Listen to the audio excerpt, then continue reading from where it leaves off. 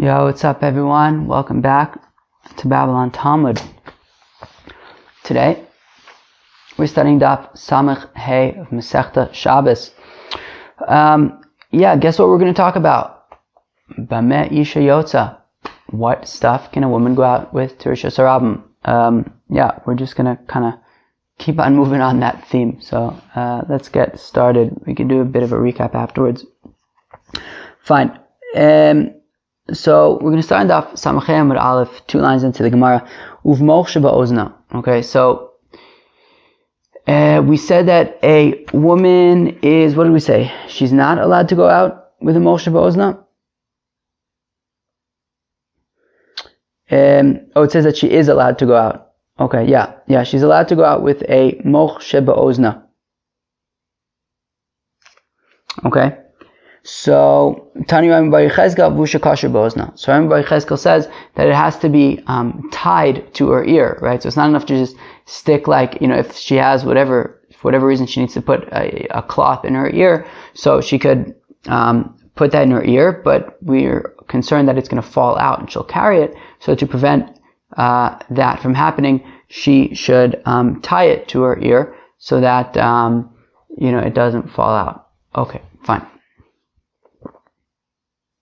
Uvmochsheb sandala, some kind of a pad in her shoe, I guess maybe for comfort or something like that. Tani Rami Bar Yechezkel Visha Kashula B'Sandala. So says Rami Bar Yechezkel, that's as long as this pad is tied to her shoe. Okay, so that it doesn't fall out and she'll carry it. Uvmochsheb skina lalanidasa. And if she's a nida, so then she can have some kind of a cloth to absorb the dam nida. Savar Rami Bar Chama l'meimar v'ushek shurala ben yirei chosel. So now, Rami Bar Chama thought to say that she would only be able to go out with a cloth or a pad to absorb the dam nida if that pad is tied to her legs, to her thighs, so that it won't fall off, and then she'll carry it. Amarava afal pisha eno kasher la. So Rava says, even if this pad is not tied to her thighs, she would still be allowed to go out with it, because since it is ma'is, it's disgusting or unpleasant, she is not going to walk around with it, she's not just going to carry it, so we don't have to worry about that. Ba'amine Rabbi Yirmiyah may Rabbi Abba. So Rabbi Yirmiyah asked Rabbi Abba, Asasala beis yad ma'u. What if she makes some kind of a handle, some kind of way to hold this pad for to absorb her dam nida? Do we say that we're concerned that since now she can hold it without getting blood on her hands, she'll just want to walk around and show it to people? So Amalei mutter. So Rabbi Abba said, no, we don't have to be concerned that she's going to take this pad and show it to her friends. So therefore, it would be permitted to go out with this pad, even if it is not tied to her, and even if it has some kind of way for her to carry it. Itmar Nami was also stated, Amr of Nachum bar Oshaya, Amr of Yochanan, Asasala beis yad mutter. Even if she makes a handle for this pad, it would be mutter for her to go out with it, because we're not concerned that she's going to show her friends. Rabbi Yochanan nafikbu levei midrasha.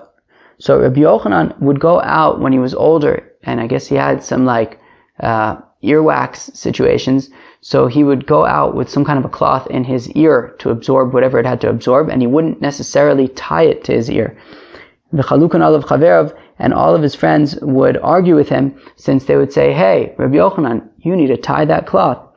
Rabbi Yanai, nafik bu l'charmelis v'chalukan alav kol daro. So Rabbi Yanai would go out to a Carmelis with some kind of pad in his ear, and everyone in his generation disagreed with him. Rami Bar Yechezkel, but one second, how could these Amoraim, how could Rabbi Yanai and Rabbi Yochanan be going out with these pads in their ears and they're not tied to their ears, if Rami Bar Yechezkel said that you have to tie them to your ears? So lo kasha ad mihadek ad lo mihadek. So it's no problem.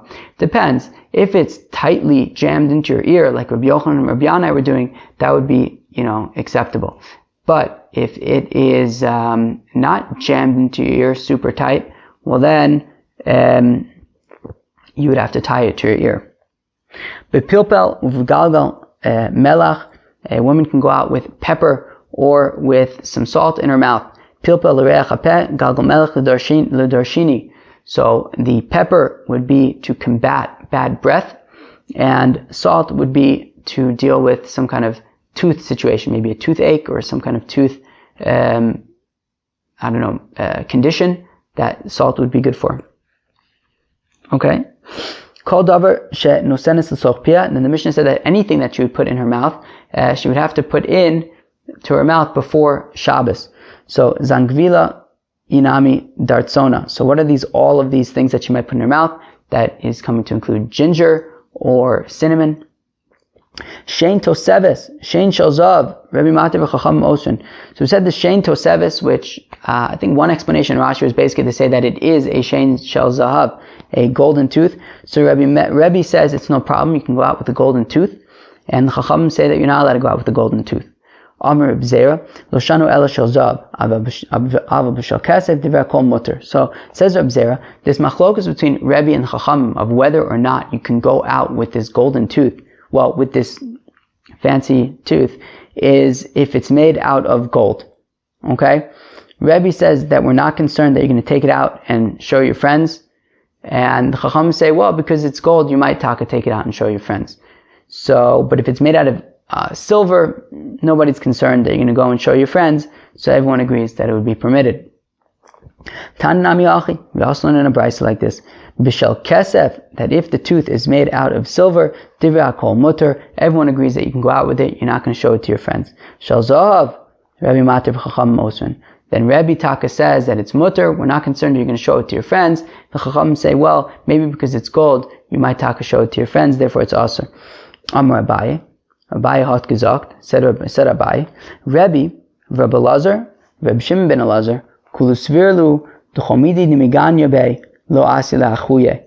So Rabbi Elazar and Rabbi Shimon ben Elazar all hold that anything that would be sort of like embarrassing to her or disgraceful to her, unpleasant to her, to show her friends, well, we're not concerned that she's going to show her friends then. Rabbi Hadamaran, Rabbi, that which we just said, that she's not going to show her like replacement teeth to people, like that's not, it's uncomfortable. I don't know, why do you want to show your friends that like you're missing a tooth and you have some kind of denture? So therefore Rebbe says, therefore we're not concerned that she's going to show it off. Rabbi Elazar, or Rabbi Eliezer, Tanya, Rabbi Eliezer poter b'choveles u'v'tzlochas shel. We said that Rabbi Eliezer says it's 100% permitted for a woman to go out to Rosh Hashanah with this like amulet kind of thing that had balsam root in it, because the only person who, you generally wear that balsam stuff if you're self-conscious about your body odor.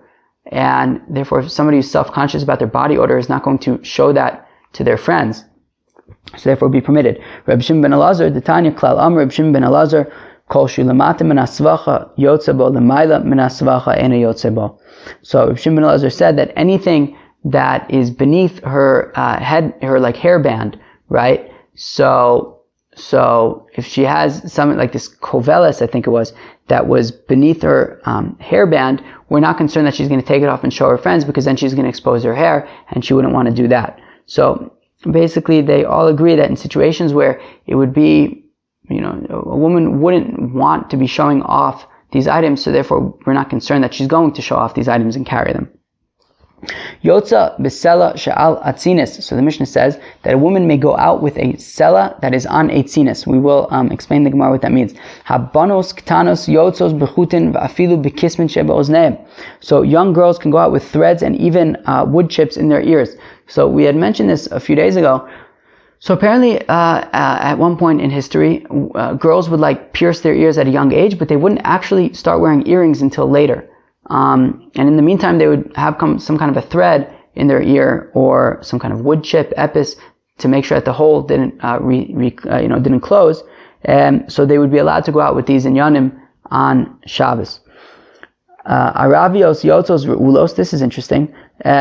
Arabic women, meaning Jewish women who live in Arabic lands, they can go out with ri'ulos. That seems like some kind of a burqa, some kind of, if I'm understanding burqa correctly, but it's basically some kind of thing that covers your entire face and only has slits for your eyes.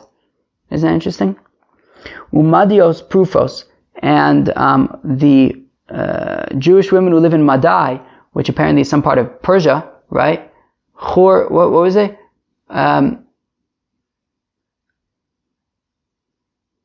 Parasu Madai, right? That's like a Megillah thing.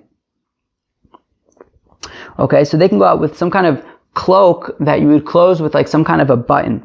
Okay, there would be some kind of cloak, you would wrap it around yourself, and then there was like a button to close it with, if I understand correctly.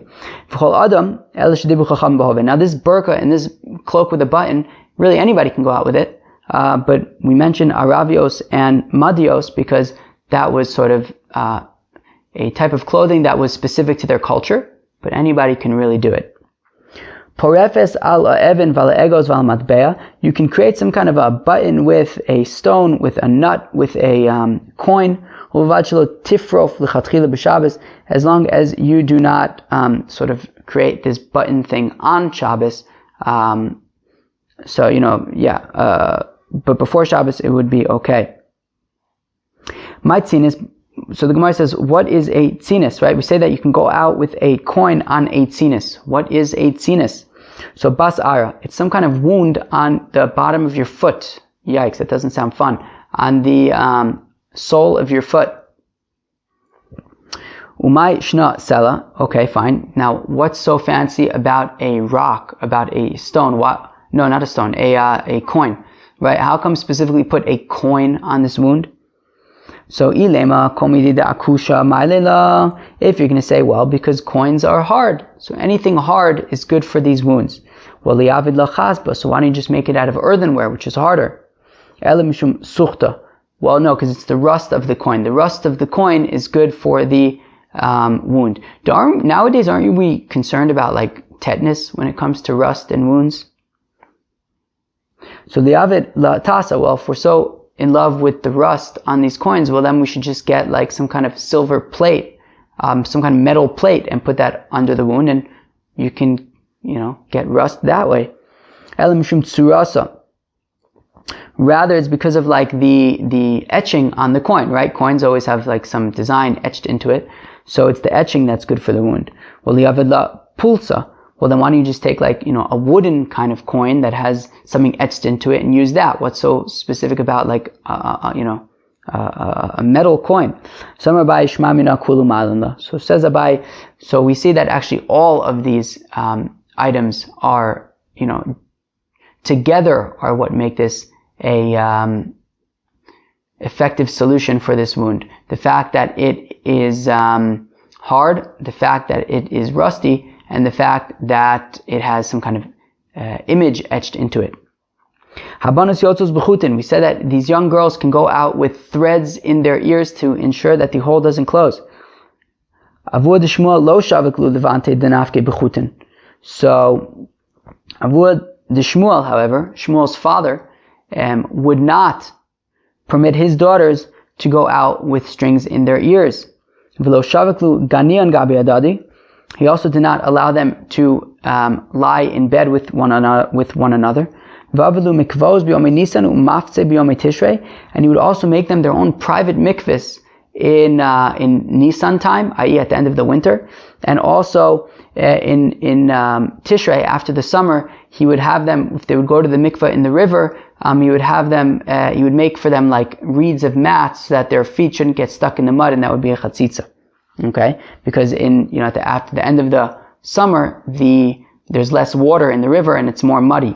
So therefore, he wanted to make sure that there would be no chatzitzas. Now we're going to go through each one of these things and we will just explain it now. So lo shavik lu yotzos bechutin.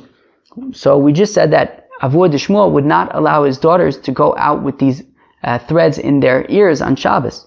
Now ve'anantanan avanos yotzos bechutin. But didn't the Mishnah say that girls are allowed to go out with these threads in their ears? So why wouldn't Avud Shmuel allow his daughters to go out with these threads? So Bantid Avud Shmuel did tzivon and havu. Well, the threads that the daughters of Shmuel would go out with were very colorful threads, and therefore we were concerned that maybe they will remove them to show their friends how awesome these threads are. That's why he wouldn't allow them. Lo shavaklu ganion gabe adade. He would not allow his daughters to sleep in the same bed. So let's say that this supports Rav Huna. What did Rav Huna say? Tam Rav Huna nashim amesulalo zo bazo psulos lechuna. Oh, Rav Huna says that women who lie together, right? Lie together because and have sort of some kind of sexual interaction between them. So they would no longer be allowed to marry a Kohen Gadol. And therefore, since they would not be allowed to marry a Kohen Gadol, Avur Shmuel figured, well, even though there's no Kohen Gadol's nowadays, it still must not be an amazing thing, and therefore, even though probably his daughters would not be engaging in sexual activities together, he did nonetheless want to avoid that possibility, so therefore, he would not allow them to sleep in the same bed. So the Gemara says, lo, that actually was not Avur Shmuel's concern. Rather, he did not want them to get accustomed at such a young age to be sleeping with another person in the bed, because he was concerned that maybe their Yetzer Hara would get into them and they would want to lie with boys in the bed at a young age, and he wanted them to wait until they got married. V'avadu mikvah b'yomei Nisan, and he would make for them a mikvah in the days of Nisan. Okay. Let's do a quick intro actually for this. A little context. So this has come up before, maybe Masechta Brachos, I don't remember, but basically there are two kinds of ways to go like immerse yourself when you have to immerse yourself. There is a mikvah and there is a ma'ayan. Okay. So a mikvah, like, you know, when you go to the mikvah and it's like some bath that you kind of hope the water's been changed recently, that kind of a vibe, and you hope like nobody's sick or anything. So that's a mikvah. So that is filled with rainwater. Okay, you need 40 sa'ah of rainwater. That is a mikvah. Now there's also a ma'ayan. A ma'ayan is like a river, a stream. Now in a ma'ayan, it's not the rainwater that we're after. We want water that comes from the ground. Okay, we want mayim chaim. Okay, so now the thing is, at the end of the winter, you know, if there's been a lot of rain, well, Avur Shmuel was concerned that at the end of the winter, the rivers may be filled up with lots of rainwater. And therefore, if his daughters would go to the mikvah in the river at the end of the winter, right, so then they may end up really going to the, you know, immersing themselves in a river, which really needs to have mayim chayim, water that comes from the ground, and instead, they're going to effectively be immersing themselves in a river in flowing rainwater, and that would not be acceptable. So therefore, instead, he would sort of construct a mikvah for them that was filled with rainwater, and that is what they would immerse themselves in. So says the Gemara, "Va'avadu mikvah b'yom Nisan." He would make for them a mikvah during Nisan, meaning Nisan comes at the end of, right, Pesach time is right after the winter, so when there's a lot of water in the river. Miseele l'Rav. Now this supports Rav. To Amar Rav, Mitra b'may Rava Sada Rabba Pras. That when there is a lot of rain in Eretz Yisrael, in Israel, so the best witness to testify about this is the Euphrates River. So Rashi says something interesting, which on the surface of it seems to not exactly be accurate, but he said that the source of the Euphrates River comes from Israel, and therefore, when there's a lot of rain in Israel, so that means that all the rain is then going to flow down to the Euphrates River, and when there's a lot of rain in Israel, so then there's the Euphrates River is very full, and testifies to the fact that there's a lot of rain in Eretz Yisrael. Now, I looked this up in the Sefaria. Now, the Sefaria explains it kind of not this way, but he somehow says that there's like some kind of relationship between the rain in Israel and sort of the levels of the water in the Euphrates. Maybe there's a similarity in rainfall between Israel and, I guess, some higher up part of the Euphrates. And therefore, either way, the point being that when there is a lot of rain in Israel, the Euphrates will also be very full. There's some correlation there. So the point being for us that rain is able to have an effect on the levels of the river, right? It sounds obvious to us, but Shmuel seems to disagree, right? Savar shelo yirbu anot v'nal zuchalin, and therefore Shmuel was concerned that Avua de Shmuel was concerned that since if there is a lot of rain in Israel or a lot of rain in general, then much of the water in the Euphrates or in whatever river they were going to the mikveh in, much of that water would be rainwater, and we need spring water. Therefore, he would not want his daughters going to the mikveh in that river at the end of winter, and therefore he would make, their own private mikveh. Ufliga de Shmuel. Now, this concept of the rain having an effect on the level of the Euphrates argues on Shmuel to Amr Shmuel Naira mikipe mivarech, that a river gets blessed from its bedrock, i.e., from the ground. Right, when a river is very blessed and has a lot of water, it's because that water is coming from the ground, not from the rain. Now, interestingly, ufliga didei adidei. Now, Shmuel actually argues on himself.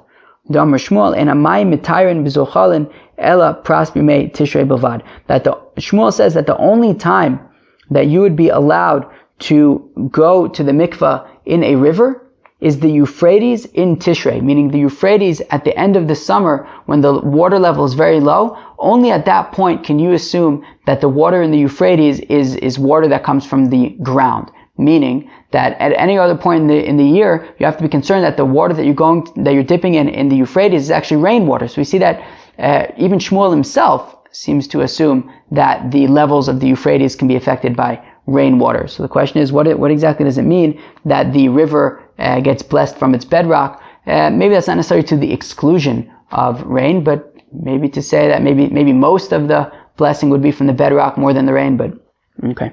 So the Mishnah had ended off with porefes ala even chule, right? That a woman is allowed to create like some kind of a button with like a stone, with a nut, with a what was the last thing? A coin. So ve'amad reisha porefes. So if we look at that last line in our Mishnah, what did it say? Porefes ala even v'ala egos v'ala matbeya. You can create like this button with a stone, with a nut, with a coin. Uvilvad shelo tifrof l'chatchila b'Shabbos, but don't do it l'chatchila on Shabbos. Now, this is like kind of contradictory, right? On the one hand, we're saying porefes, that she does make this button, but then we're saying don't do it on l'chatchila on Shabbos. And clearly, when it says porefes, that she can make this button, it's not talking about before Shabbos, because we already said on the previous line, Madayos Prufos, that these Jewish women of Madai can go out with these cloaks that have these buttons on them, right? So we already know that if it was prepared before Shabbos would be permitted. So when we say porefes, it means even on Shabbos she can put together this button. Yet then we're saying, but she shouldn't do it on Shabbos. What do you mean? Didn't we say that you can do it on Shabbos? So the Gemara asks, "Va'amad reisha porefes, Amar Abaye seifa san de matbeya." So Abaye says that when it says that don't do it l'chatchila on Shabbos, it's talking about with a coin. Because since a coin is muksa, you can't just set it up as a button on Shabbos. But if you prepared it before Shabbos, well then it wouldn't be muksa anymore and it would be allowed. Okay? Abaye, Isha ma'u shetayrim v'tifrof ala egos lo'otzi livna kotim b'Shabbos. So Abaye wants to say, let's say you have a woman whose young child is outside and she wants to bring a nut to him. The thing is, he's in Rosh Hashanah, the nut is inside Rosh Hashanah. But she has a plan. She's going to take this nut. She's going to make it kilu. It's like a button on her clothing. Some way to close up her clothing. That's allowed. And then she's going to take it out to Rosh Hashanah and pull a quick one and stick it in the baby's mouth. Would that be allowed? Meaning, on the one hand, you're allowed to use a button on Shabbos, right? You would be allowed to use it for this button, so you're not doing anything wrong. On the other hand, maybe it would be otzah. Let's find out.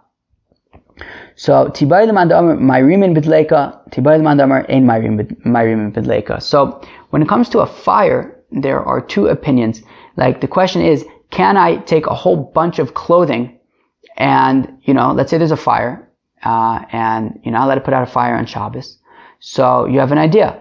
you will just put on layers upon layers of clothing and just go out of your house with all your layers of clothing. So there's one mandamar that says that would be allowed. One mandamar says, no, you wouldn't be able to do that. Okay. So, so it's possible that even according to the mandamar who says that when it comes to a fire, you would be allowed to put on lots of layers and be kind of, play the system. And obviously you're only putting on the layers in order to save them from the fire, but at the same time, you're allowed to put on layers of clothing. But we would say that Hasam who Te'ilo Sharislei Asi Lechabuye. But I can argue that when it comes to going out of the house with layers to save them from a fire, we only allow you to do that because if we would say that you're not allowed to put on layers, then you'll say, well, forget it. I'm just putting out this fire. I'm not going to lose everything. So we say in order to prevent you from putting out the fire, so you could put on layers. But over here, we're not concerned that if you don't let her make this, take this nut and use it to close her clothing, we're not concerned that, well, then she's just going to take it out anyways. Like, it's not the end of the world. So maybe then she shouldn't be allowed to go out with it. O Dilma, afilu mandamar ein marim b'dleika, hasan derech hotzah b'chach, v'loch ein derech hotzah b'chach, ein mashapir dami, teku. And according to mandamar who says that by the fire, you would not be allowed to go out with the layers, maybe that's only because going out with layers is a normal way to go out with clothing, actually. Because somebody who's selling clothing could wear a whole bunch of layers of clothing to show them what it looks like and then to sell them. So it's actually a normal way to take out clothing. That's why he says that even though it's a fire, you still can't take them out. But over here, it's not a normal way to go out with a nut by just, let me make it a button. It's not a normal way to take out a nut. So therefore, maybe it would be acceptable. Teku, and we don't have an answer. Lamaisa. That was daf Samachay of Masechta Shabbos. Kind of a quick, smooth sailing daf, right? So let's do a little bit of a review. So we started off with if you have pads, going out with pads in your ears. So we say it's only allowed if it's tied in your ear. We eventually then said that Rabbi Yochanan, however, would go out with a pad in his ear, even though it was not tied, stuffed in there tightly, because, even though it was not tied, but it was allowed because it was stuffed in there tightly. Okay? We said you could put pads in your shoes, as long as it's tied to the shoes. And we say that a nida is allowed to go out with a pad, even if it is not tied, because we're not concerned that she is going to take it and show it to her friends. Replacement teeth. So we said that if the replacement teeth are made out of silver, well then, everyone says there's no problem, you can go out with it, you're not going to show your silver teeth to your friends, it's not fancy enough. What about your gold teeth? Well, Rebbe says, we're not concerned, you're going to show people your gold teeth. The Chacham say, well, maybe, gold is gold, right? Even if it's a tooth, gold is gold. Okay. We talked about putting a coin on a wound at the bottom of your foot. We say that what's so geschmack about coins are that not only are they hard, not only are they rusty, but they also have etchings on them. That's what makes them particularly unique, those three characteristics. Avua de Shmuel, he had these three things that he would instruct his daughters. One was that they should not go out with these threads in their pierced ears because they were colorful and they might show them to their friends. The other one is that they should not sleep in the same bed. Ultimately, we said that the reason was because he did not want them to get accustomed to having somebody in a bed with them. He wanted them to wait until they were older. And then he also would construct a mikvah for them in Nisan, which was right after the winter, when he was concerned that much of the water in the river would really be rainwater, which would not be acceptable for going to the mikvah in, and therefore would construct his own mikvah for them. And then at the end, we asked the question, which ultimately ended up in Teku, which was, even though a woman is allowed to go out with this cloak that has like these buttons, this nut that serves as a way to close it, can you be tricky and take it out and then really take the nut and feed it to your kid? And we didn't really have a conclusive answer there. Well, we don't know. Anyways, that, friends, is Daf Samachay of Masechta Shabbos. I hope everyone has a great, great day or night. Bye.